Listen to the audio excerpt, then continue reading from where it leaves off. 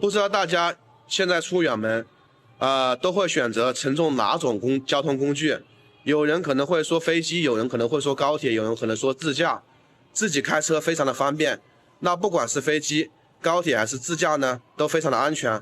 但是呢，现在我们国家有一种交通工具要被取消了，这让很多人表示噩梦终于结束了。那到底是哪一种交通工具呢？让人们直呼噩梦结束。咱们赶紧来看一下。说到这种要被取消的交通工具啊，就是卧铺大巴车。相信有些朋友呢可能尝试过，但是年轻的一些朋友啊，并没有尝试过这个卧铺大巴车，因为现在可以呢选择交通工具实在太多了。像这个卧铺大巴车，它的缺点非常多。首先来说的话，这个卧铺大巴车密封性密闭性特别好，所以说里面的空气质量呢可想而知。之后这个卧铺大巴车一般都长途车，跨省的这个时间比较长，所以说咱们需要在这里面吃饭睡觉，而且密闭性又好，所以你想象这个空气质量那怎么样？什么味道都有啊。那所以说啊，这个空气质量一方面呢，另一方面呢，最主要是要被取消的，就它这个安全性的问题。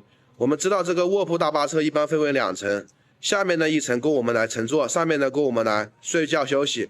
所以说这个卧铺大巴车有个什么问题？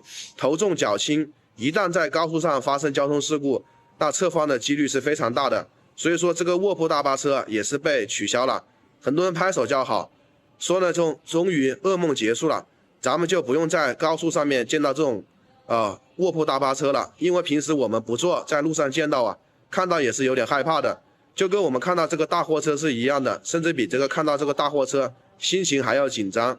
所以呢，取消之后，很多人觉得呀，就应该早就取消了。那关于这个卧铺大巴车取消的这个事情啊，您是怎么看的？欢迎在评论区留言，发表您的观点。以上是本期视频的全部内容，感谢您的收看，我们下个视频不见不散。